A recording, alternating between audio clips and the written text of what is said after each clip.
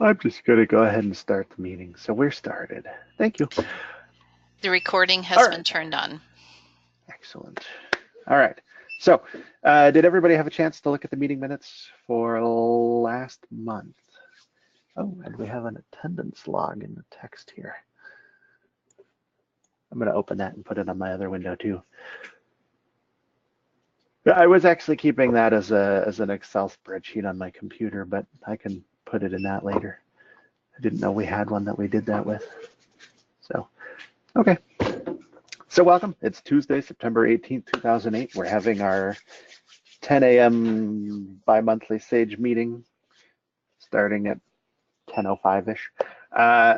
Has everybody had a chance to look over the meeting minutes for last meeting, July? And does anybody have any comments about those minutes, if they have? Okay. All right, crickets again. I don't remember reading them. Were they sent with your agenda? No. Dia actually sent them out much Yeah, earlier. they were sent a while ago. Yeah. Well, we can't vote on anything anyway, so. Yeah, I know. But so, okay. So we'll just move on because we can't approve them anyway. Does we can't select a vice chair either, can we? Does No, anybody want to we could volunteer to do that entertain. until we vote you in?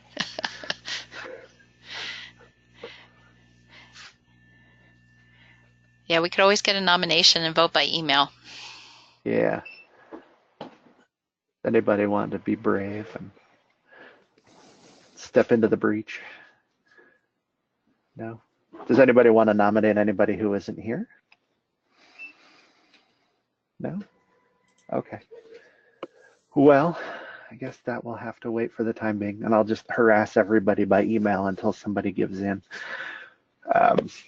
Mary Finney, what do you think about being on the vice chair position? Well, I may not be here that long. I'm looking at possibly running away, and it would be. I mean, it would only be for like maybe 2 or 3 meetings before I leave. So I just don't think that's a great idea.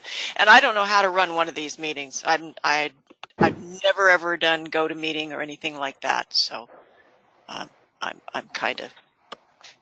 I want to back out of that, and that's my basic reason. Okay. Those are my basic reasons. Yeah. If I was going to be here another 2-3 years, I would say absolutely no problem. Mm-hmm. And then you're going to have to train me how to do that stuff. Okay.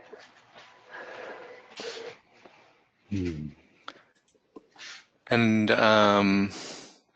Mark, I think we've proposed it to you before, and you were uncomfortable. It was the taking of the minutes that was making him uncomfortable. Was that it? With the vice chair. Yeah, So I'm not a great minutes person, honestly. if I did the minutes, that would segue the role out of the vice chair position, at least temporarily. Would you be comfortable being vice chair at that point, Mark? Yes, I will say that at that point. And I guess one of my questions would be if these meetings are all recorded, I guess it makes it a little easier to go back and do the minutes. But yeah, that whole notion of trying to keep track of a meeting and being involved in the meeting at the same time is not one I find an easy one. Right. Yeah, I always do the minutes from recordings if I can. Yeah, and I do that as well. The rest of you, are you comfortable with me doing the minutes if Mark is willing to be vice chair? Yeah. Sure. Absolutely. Way to go, Mary. Thanks for throwing me on the side. Absolutely. Yay for our team, huh? Yeah. Good teamwork, right? Woohoo! All right. Well, then when we get a quorum, we can vote you in, Mark. Oh no, I'm gonna send an email to everybody the second we're done here. We get that vote in. So, on that note, yay. And did we have a cataloging committee meeting? And is there anybody here who can talk about it? We did. This Okay. is Dia. Hello. The cataloging committee itself met the 6th of August, and John George facilitated that meeting. And we had updates on a number of things that the cataloging mentors have been working on. And then there were also some other updates of interest to catalogers as well. The next meeting for the committee will be the 1st of October. It's a Monday. And the connection information and the agendas are always sent out via the Sage Cat list. Cool. And then the mentors met a couple of times since the last meeting, the 2nd of August and the 6th of September. And some of the items that we've been working through are cataloging books with CD or read-along materials, and we hope to do some training on that probably towards the end of October. Okay. That's our target date. We've also been talking about series consistency, and we're hoping to have some documentation on that out soon. We also started talking about subject headings, and we've been talking about searching issues. There's some other things too, but those are probably some of the top things we've been working on. And our next meeting actually will be this Thursday. Okay. Cool.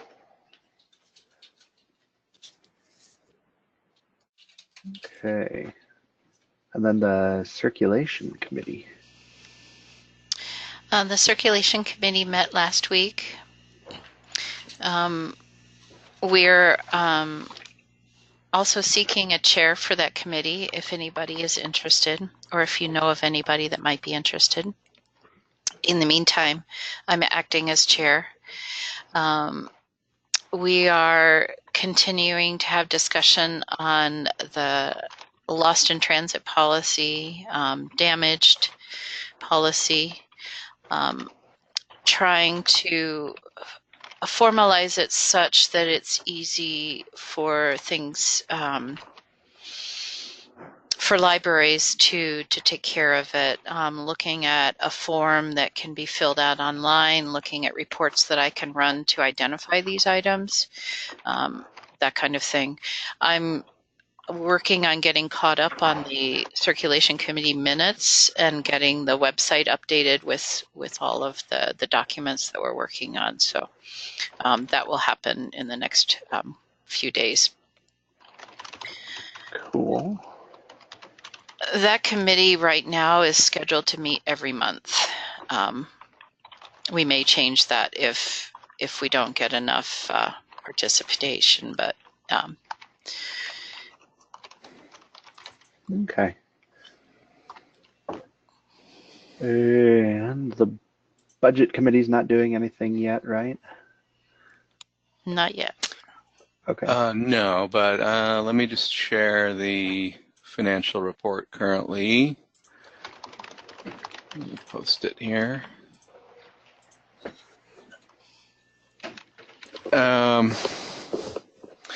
Really, the only activity of note are payments for courier. Big Orbis Cascade payment of $3,300 and new drop site for BMCC. Yeah, I was going to talk about with the courier update, but yes. Cash balance is 113,000, almost 114,000, so should be fine to operate until we get membership payments. Cool. Okay. Anything else there? Shall we go to the courier committee? That's it. Okay. The best Okay. you're gonna. Courier committee met last week as well. We discussed the new drop site at BMCC. This drop site was necessitated by the fact that the IMESD is just a warehouse, and they don't have computers and staff to process the labels. And BMCC had been doing the labels for us the past year, and then shuttling over the materials that they had processed, but they were unable to continue doing that. I did some cost analysis to figure out what it would do to, pay somebody to shuttle those materials back and forth, and it actually was cheaper to do a separate Orbis Cascade drop site for 2 days a week. So that started 2 weeks ago, I believe, and seems to be proceeding fine. With that update, I've got some documents on the courier portion of the website that need to be updated. So we talked about those documents and changes that we wanted to make to them, as well as some label changes for the sites that aren't Orbis Cascade drop sites. So I'll be making those changes this week as well. So anyway, it was a good meeting. We talked about packaging needs, the fact that the DVD boxes, the bigger ones, and the audiobook boxes, because of the material does not fill the whole space, that those boxes are not, they're getting, I guess they aren't holding up as well. Several sites talked about the fact that they are filling those boxes with additional packaging materials, so that there isn't empty space that can be smashed. And we're looking at the boxes we're using and whether we need to order more, and looking at the sizes of them as well to make sure that we're using the optimum size. So that was discussed. I think that's pretty much it. Okay. And we don't have any strategic planning going on. Perry, do you want to talk about the delinquent accounts situation? Sure. So this last year, we had 2 libraries that were significantly late paying. One just paid last month, I believe, of the 2, and one is still outstanding for this last year. And we're coming up on invoicing. And I have an update on those as well. Okay.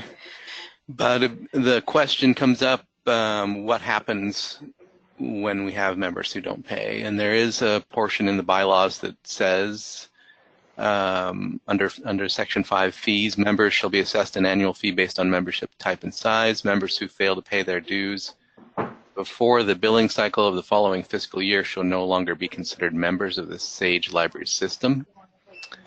That seems pretty final. I was thinking we might adjust that or establish a financial policy that's separate from that. Maybe we don't have to change the bylaws to say something more like what a commercial business would do. So typically, after a certain period of non-payment, services are either terminated or there's late fees as incentive for someone to pay.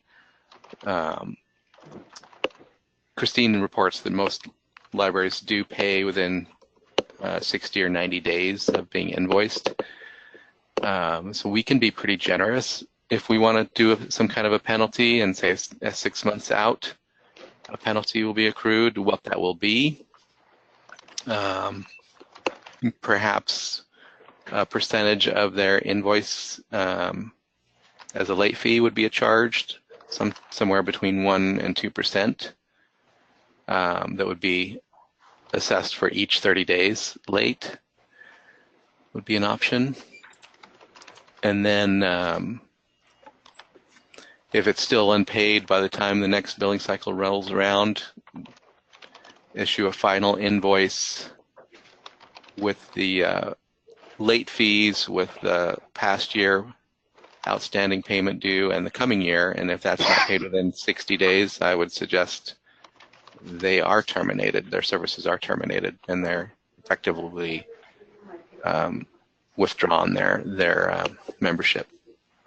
Okay. What are the impacts to the organization of doing that? I mean, what kind of work do we create for ourselves in doing that, though?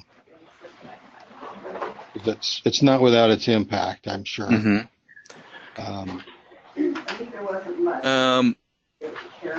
So I don't know how often Beth followed up on these late members. There wouldn't be, unless we continue to send invoices with updated amounts, I don't think there would be a large impact. Beth was already following up, trying to contact the libraries. So if we could just refer to this policy. But what services actually end up getting cut off, I guess. The service, that would be I would think the service would be their functionality of Evergreen. Do we have a simple ability to turn them off? I guess is part of what I'm asking then. Because if we're going to say we can do something, I think we need to be aware of what it will take to actually do what we've said. Mm-hmm. Yeah, I mean, obviously, cutting off their login, changing the password, making their account inactive would. Right. All these things stop. are, but they take somebody's time and effort. Yeah, it's a quick change, though. Okay. Removing their records from the system would be a little bit longer, but that's, that would come later. Yeah, that blocking access to being able to get into Evergreen is the bigger thing, it seems like to me. And if that's just flipping a switch, as it were, that's not so bad. But then with interlibrary loan included in that, there does become more of an issue. If their items would disappear from the catalog when they're taken out, that might be okay. But if their things are still up there and they're part of the interlibrary loan system, that could be kind of difficult. How does that work, Beth? Yeah, we'd have to take that into account, and it depends on the library how many of those items would be in that situation. This is the first time we've had members not pay, and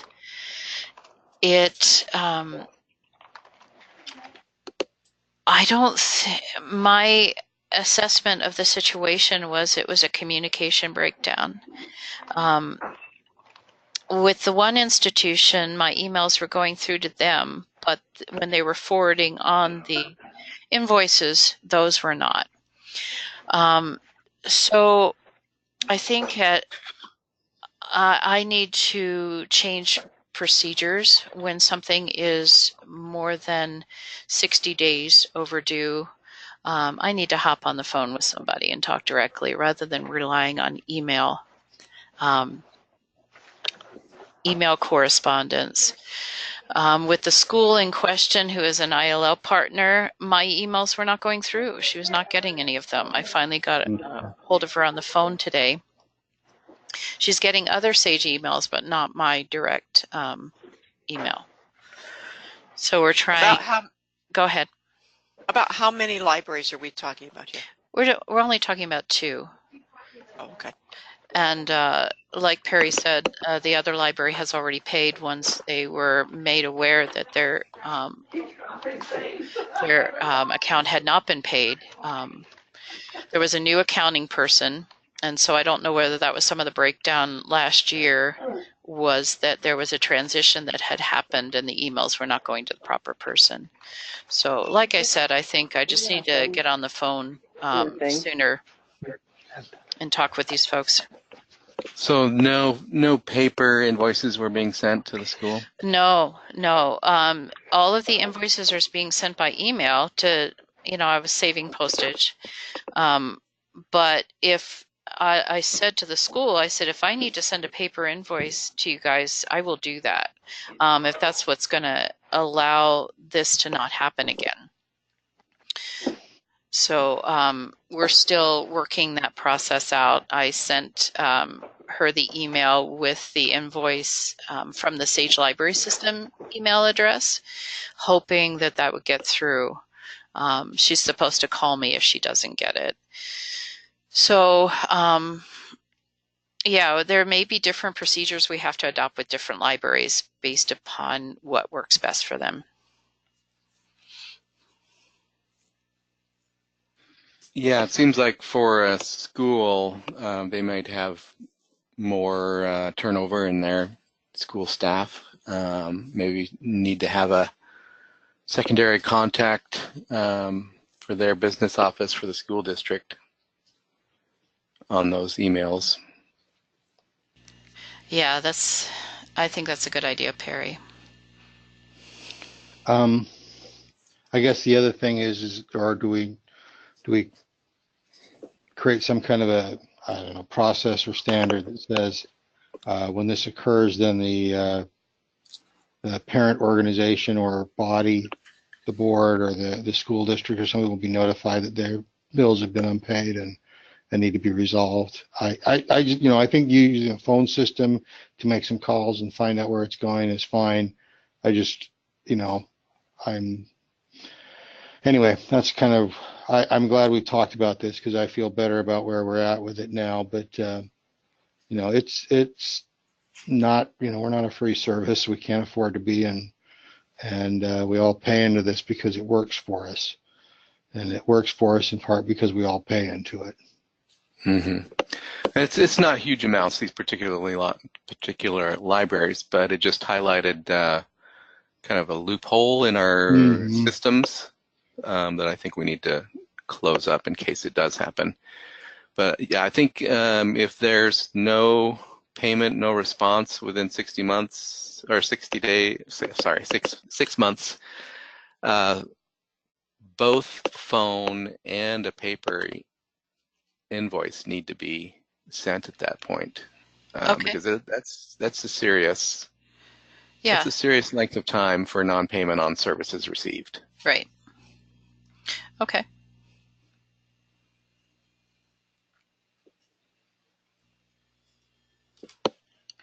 Okay, we'll make that And do change. do Go ahead. we need to consider setting up some sort of policy though as well, as Perry suggested, a financial policy kind of thing?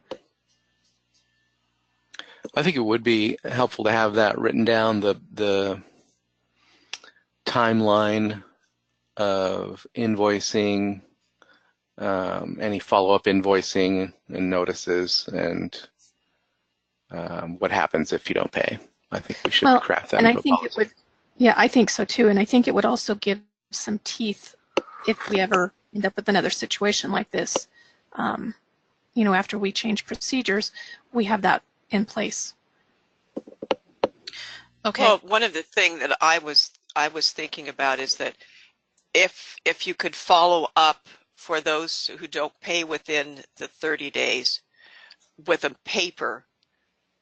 The other thing that and a phone call, I mean, whatever, I think, but it's for sure a paper document. I know about losing emails. But the other thought is when they are, we need to have a finite time to turn off services,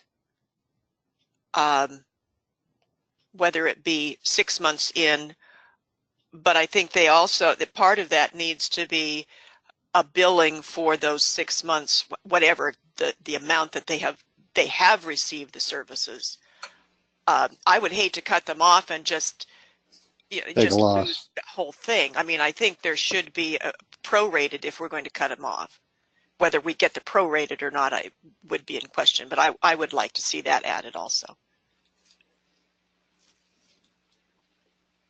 And I do think we need something in writing as far as what we are, what will happen. Yeah, at the 6 months time, if there's been no progress in the accounts receivable, then you could send that notice. This is the consequences and timeline of what will happen. Beth, have we had anyone that didn't pay because they couldn't? I mean, was it an issue of funding? Oh, long time ago, yes. Yeah. But that was clearly stated, and we do allow that. There is language in the bylaws for them backing out of SAGE due to financial reasons. Right. So, My thought is the longer that it waits, I'm not sure that 6 months is maybe not a little too long.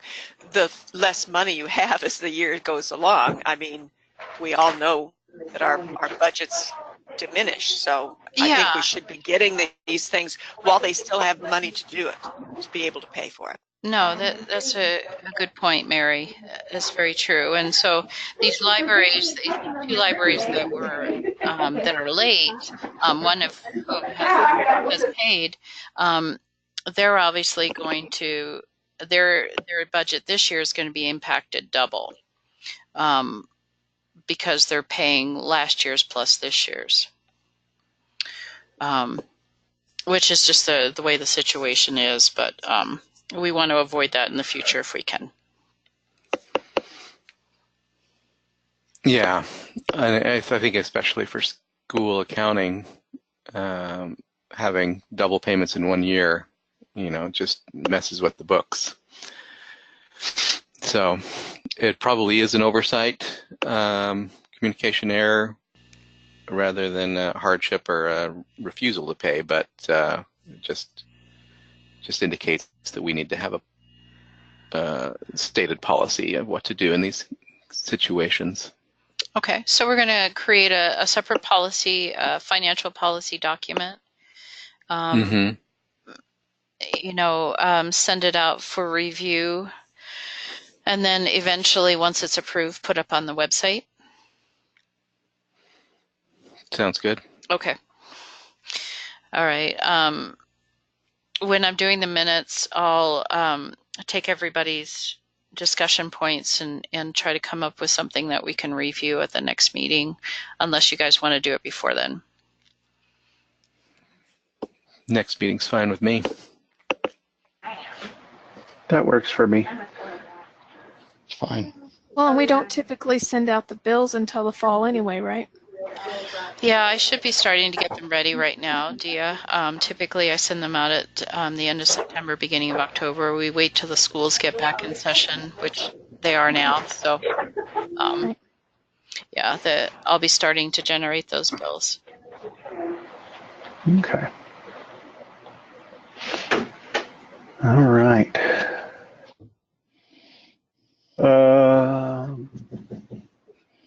So is there any other discussion about that? Anything else anybody has to contribute? Or shall we move on to the replacement academic library representative?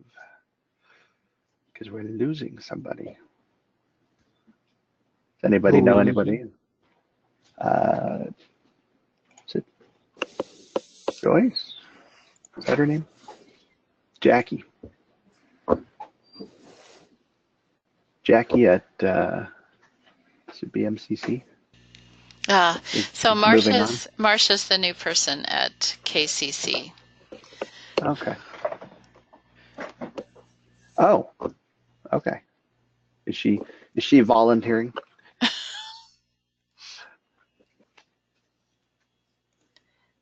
Volunteering? Yeah. Well, Marcia, are you interested? She's terribly quiet. I could. I'm just learning all this academic stuff. Yeah. So yeah, then we can talk you into being the vice chair. No, down the road Mark is good sometime. for that. And Marcia has the benefit of being familiar with the SAGE system, so that's a great thing. And we would love to have you if you're willing, Marcia. I am willing. Okay. Cool. Is Christina still at TVCC? She is, although I haven't heard much from her lately. No, She was so I mean, she's got so many job responsibilities. She had to back away from being a part of the cataloging mentors. okay. So my guess is her situation is probably the same. Okay. Well, pending anybody else volunteering for it and having to have a vote off, which I doubt will occur. Yay, Marcia. And can't vote on it, so we won't vote on it. So Evergreen update discussion.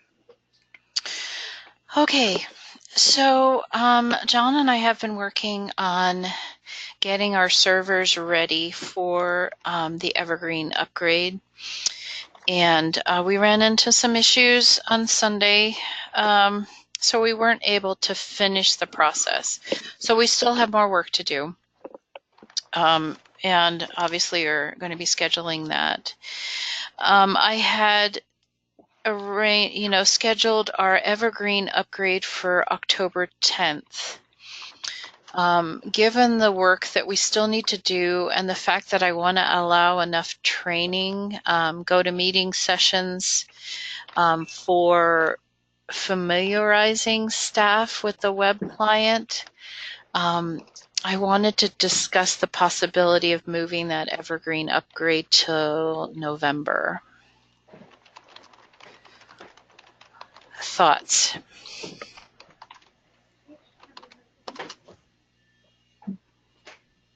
Fine with me. This is Marcia. Is this a large change in what we've seen before? It is a fairly large change, not only feature-wise, but the fact that the client is now via the web. So there's a different look and feel to the entire staff module. Okay. Which is why I was treating it a little different than other upgrades where there's not a lot of upfront training needed other than saying, hey, you're going to get this new feature. This is a little bit about it. I feel like staff need to see what the web client looks like and functionality-wise, how they interact with that web client. Oh, okay. And truthfully, I haven't worked a lot with the web client myself, and so I'm going to be having to learn a lot to make sure that I'm providing adequate support for everybody too. So the more I thought about it, the more I thought, well, I'd love to have this web client, and there's things that one of the reasons why I wanted to do it October 10th was the possibility that it was going to remove our search problems, which is a big deal. But I also don't want everybody disadvantaged because we're moving too fast. And Anne, I see your question in chat. I don't have a date in November yet because I need to talk with Equinox. If we're going to reschedule, I need to get a different date from them.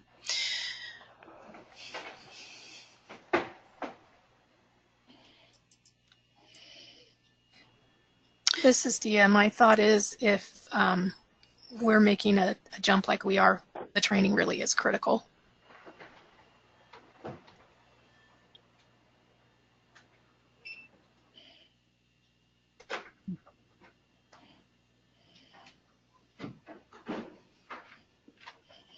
Okay.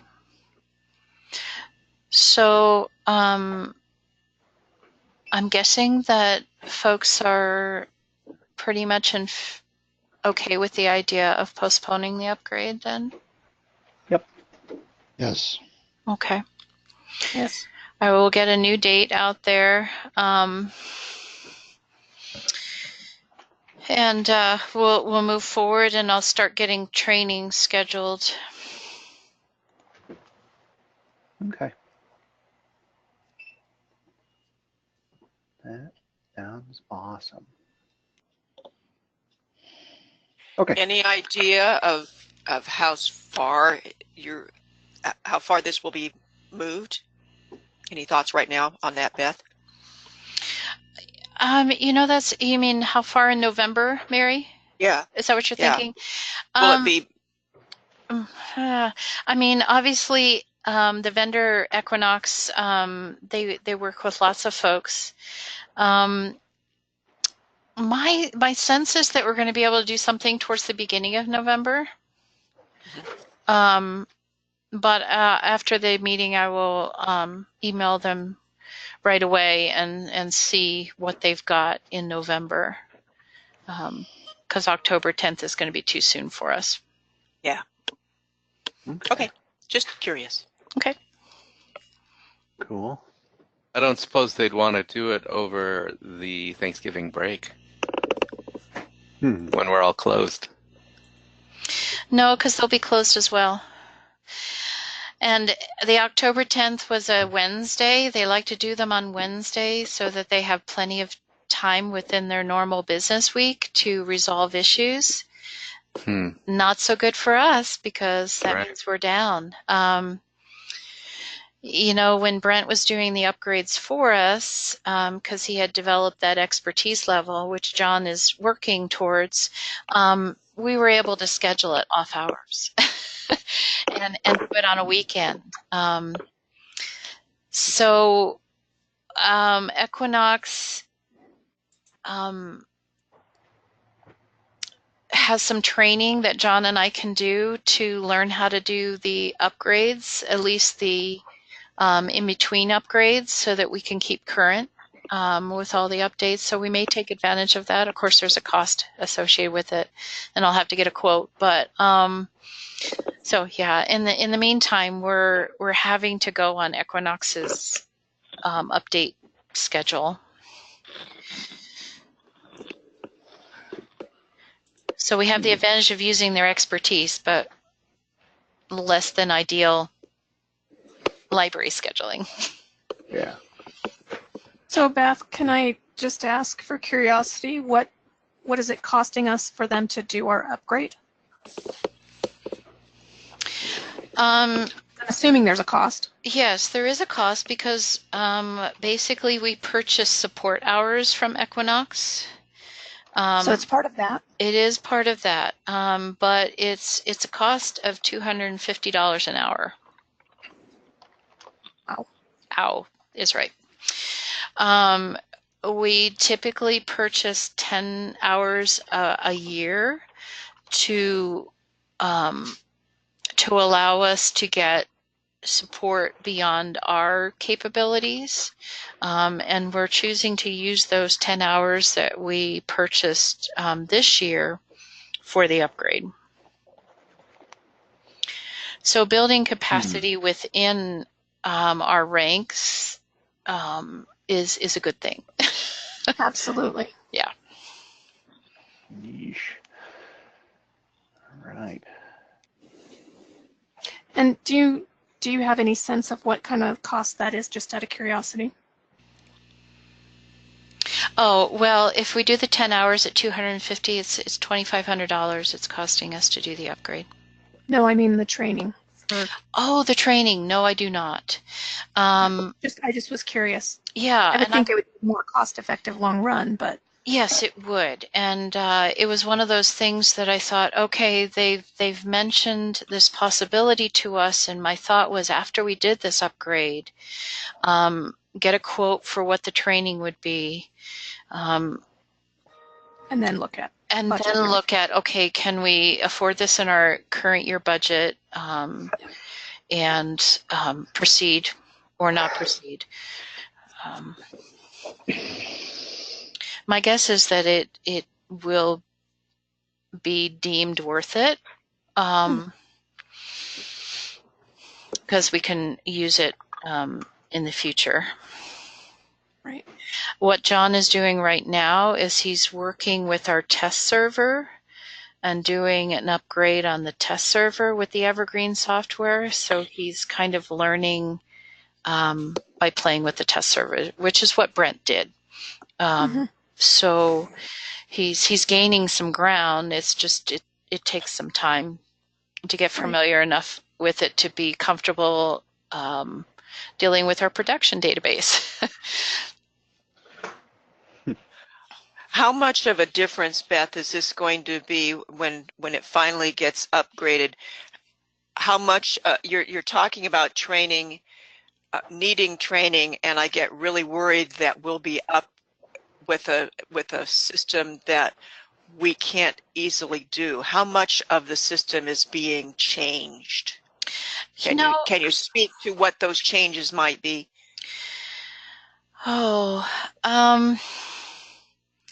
I think, Mary, it's still going to be really recognizable. It's not going to be so different that we don't know how to function.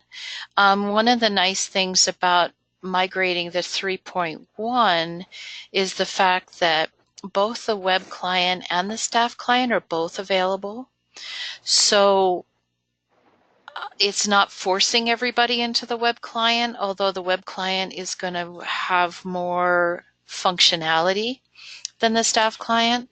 So I think it's a good time to make this transition because we've got this, safety valve of the staff client that I recognize and I know, and I can learn the web client and I'm not feeling disadvantaged. But I wanted to do the trainings just to familiarize people with, hey, this is what it looks like now, and you can see that, it's easy to see where the functions are, and it's not as scary as it sounds, is basically what I wanted to do in the trainings. So then most of the training would be for staff. How will it impact the public? The patrons using the public won't be impacted at all. Cool. Yeah. Okay. So this I can handle that. Staff thing. So our web pages, will, unless we want to make changes to the website, it'll just be the same. Okay.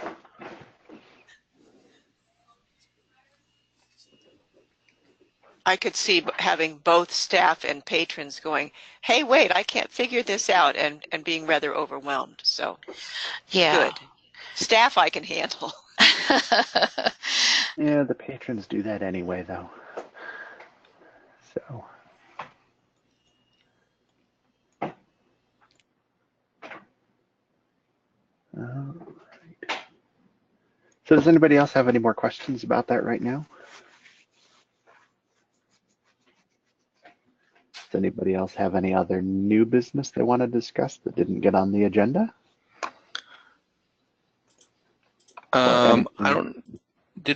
Was there a email sent out about the results of the user council vote? I was trying to search and I couldn't find one, but that probably needs to be stated for the record. The user council vote. Was this the user council vote on time and date for the council meeting? No, for membership. For membership. That was in late July, I believe, an email vote. I did not receive anything. That predates my time period. I thought we voted on the membership before then. Yeah, I thought that was why the thing was pushed back so the vote could happen and could be done at the July meeting.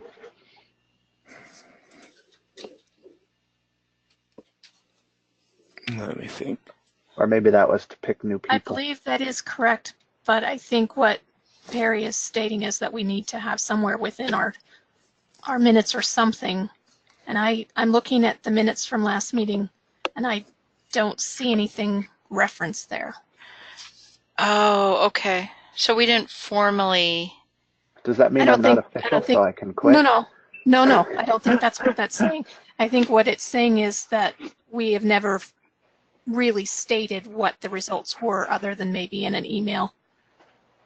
But just And I don't even know that that was stated in an email. So I think it does need to be part of the meeting record that everybody Right. who was up received enough votes to be appointed. Yeah. And then we should review what those names are probably.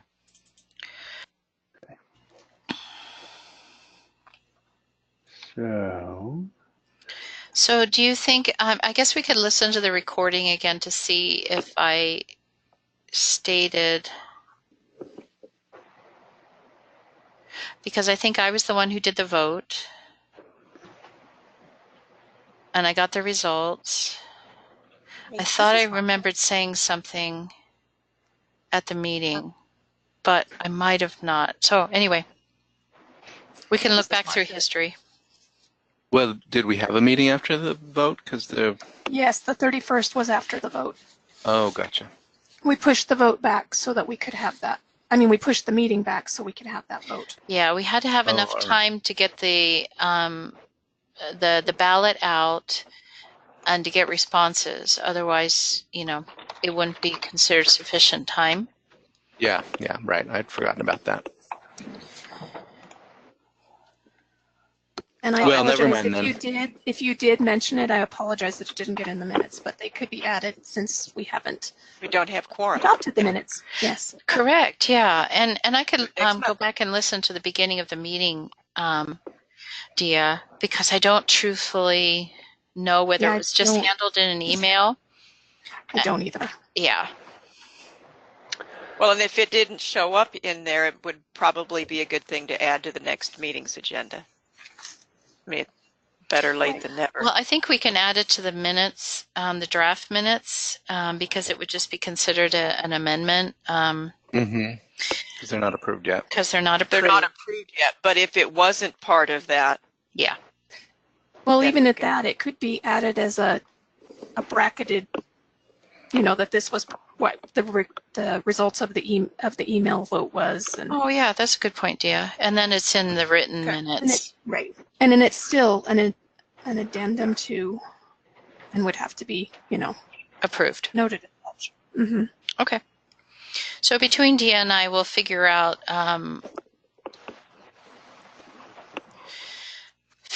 the email that was sent, and also whether it was actually mentioned in the meeting content. So we'll know whether we need to put it in brackets or how we need to notate it in the changing the minutes. okay.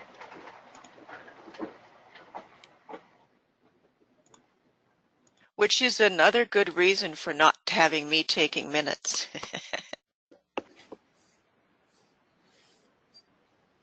Okay. And Anne said in the chat that she would like to suggest November 7th for the update, by the way, to avoid Veterans Day and Thanksgiving conflicts. Okay, and prior to Veterans Day. Okay, I Yeah. will see if that one is open. There's pros and cons, of course, to any day. The cons being that we won't be able to use our computers to check stuff out to people. Yeah, All right. before a holiday Will that break. also shut off? Will that also shut off Overdrive for Yes. the day? Ooh, I think that's going to be a bigger deal here. We have probably a couple hundred people we only see once every 3 years when their cards expire now because of Overdrive. So Yeah, because Well, and- patrons are authenticated by their Overdrive, by their login. Well, and it Everyone- won't just be that either, will it? Won't it affect the Gale databases as well? ooh, Because they're authenticated with barcodes as well. No, I don't think it has a SIP connection with Oh, okay. Evergreen. no, it doesn't. Some of the academic institutions that use Easy Proxy through Sage would be impacted. Can I suggest when you put out the notice for the public on the OPAC or whatever, Yeah. that you definitely, and I'm not sure that there's a way that we can do that on the Overdrive page, but if we could, that would probably alleviate some. I'm on the headaches. Overdrive board. I can ask about that too. because I think I have a meeting for that tomorrow or next Wednesday. If we can isolate it just to the Leo Listens side of things when people log in, that would be ideal. But just so that people know and they can plan accordingly, it Right. sure helps being blindsided. Yeah, Yes. it does. And I want to make sure that that message is on the OPAC for plenty of time before we do that. Okay. Have there been any issues reported with the offline module as far as processing transactions? No, Okay. not that I have heard. I think we were not properly using the check-in, maybe not hitting the save button or something. We'll have to review that process with staff. Oh, do some testing to make sure that Mhm. offline's going to work for you. Yeah, that's a good idea. And would offline be usable during the upgrade? Yeah, offline is usable, and it just creates a transaction file that you can upload later. And so that's usually the recommended procedure for checkouts. And some folks don't use it at all for check-ins because they want Right. the check-ins to do the holds processing, where that doesn't work as well Right. with offline, but certainly checkouts. Could I make a suggestion that be a reminder for Yeah. folks when we get closer to the upgrade? So especially folks that, either haven't used it or maybe are newer. I know we have a few fairly new folks within our system or within our district that may not be very aware of. Okay. And I'm sure there are others throughout the consortium. Okay. Cool. Okay. So, any other questions, comments, things to discuss at the moment? Or shall we wrap the meeting? Sure. I move we adjourn. All right. And the second? I'll second that. Okay. Meeting adjourned. Thanks for showing up. Thanks, everyone. Yeah. Thank you. Bye. Bye-bye. Have a good week.